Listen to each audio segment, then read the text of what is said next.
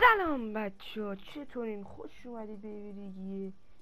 امروز اومدم با ماینکرافت دوباره یه بیس خوب دیگه ساختم که پشت سر منه که میریم ببینیمش.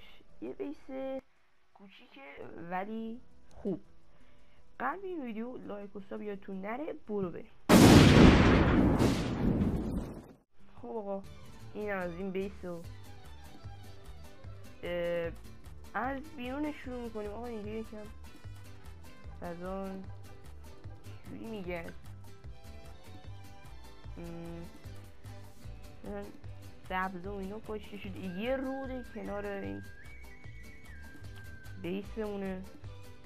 اینجا یه استخر گونه میشه کنید.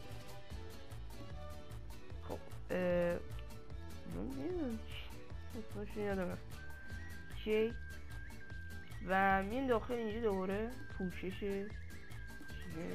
پوشش گیاهی، یه دونه لنتر اینجاست و بالا دو تا چست اینجاست،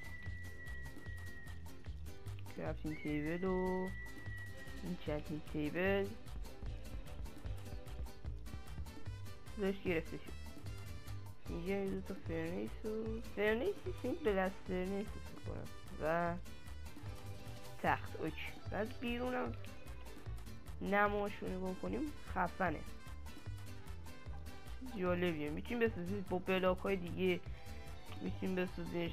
من اگه مثلا شیدر داشتم میشه شیدر گذاشت، خیلی بهتر بود.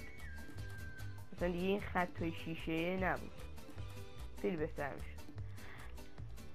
خب اینم از این ویدیو. اگه دوباره از این بیس خواستین بهم بگین تو کامنت ها. لایک و ساب یادتون نره. و تا ویدیو بعدی فعلا.